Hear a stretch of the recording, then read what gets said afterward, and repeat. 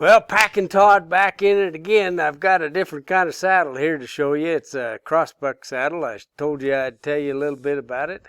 But anyway, give you an idea. I've already got my old Brownie.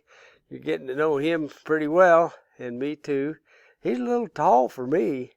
But I'm a normal sized guy if you ever met me in person.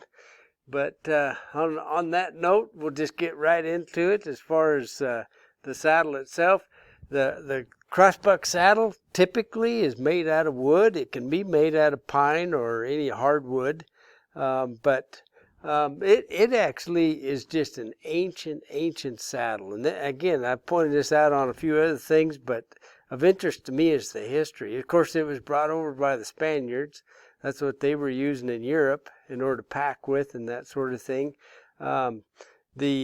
The Spaniards traveled clear up, way up into the northern Canadian territory at the time, and so they distributed. Their horses went, and they turned them loose, and they lived with the Indians and the Native Americans of the time at that time, and they brought this conception to the Indians. Actually, the Indians actually took this saddle, put a bear skin on it or some kind of hide, and rode it too if they were to ride. Now, this is one point I will make, is that the warriors and the hunters actually typically, in the prairie Native Americans, actually never rode with a saddle. They'd ride bareback. Or they might have a bear skin or something like that was underneath them, and they'd use a piece of rawhide that went around their belly. Called it a belly band. I don't know what the name in any of the languages back then was, but anyway, it was just a braided piece of cord made out of rawhide, and they'd stick their knees through it. And of course, when they kicked up into a trot or a gallop, they'd pull their knees out. They'd pressure against that band, and that would hold them into the horse. And I think that's probably, they were so successful as horse people. The Plains Indians were amazing that they could make a horse do anything. Is that they just became one with the horse in everything they did. And that's one of the reasons they were able to do that, is because they were on top of the horse, but they were just a piece of the horse when that all came down.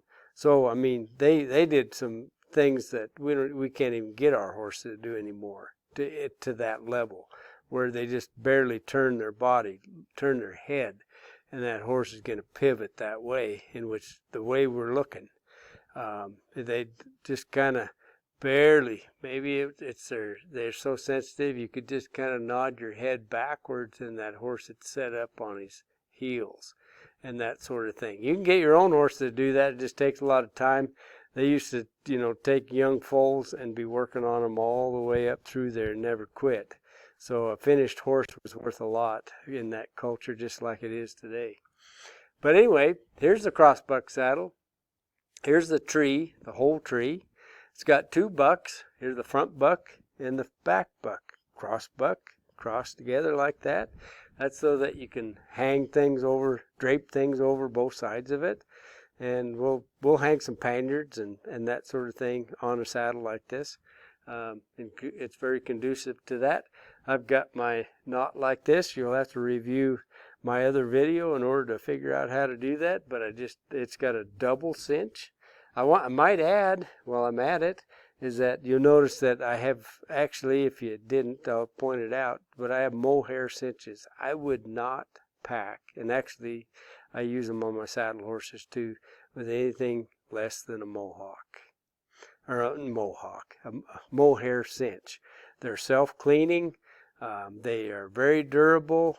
They won't rub. They don't get hard. You can wash them out really nice, and they go back to the natural and that sort of thing. And so a mohair cinch, essential. I would. That's a key ingredient, at least in my outfit. And that's with the neoprenes and everything else. They can just throw those all in the garbage. I'd rather have a mohair. Okay, so I told you one of my biases. I only have a couple. Yeah, right. Okay, so anyway, everything else is kind of set up the same. Typically, on most crossbucks, if you got one in the barn hanging out there and you throw it on, you go, "Hey, what happened? There's no quarter strap down here." Most crossbucks, for whatever reason, This was never included, but we put them on ours, okay? Because that will hold that britchin here so it doesn't work up under his tail and give him a wedgie, okay? Nobody likes a wedgie, by the way. I haven't been introduced to anybody that has, anyway. So anyway, that's kind of the same thing. We got a pad up here. Should be a little bit of back from where the hip bone is, or in this case, from the pins to the hips. This one's right down in the middle. It's nice and comfortable for that animal. And we're going to make sure that our pads are plenty far up so they don't work back. If they do work back, we've got some to play with, or we see the fact that they do that. And other than that, the major difference is that these guys are wood, including the crossbucks, and also the fact that they have this quarter strap down here.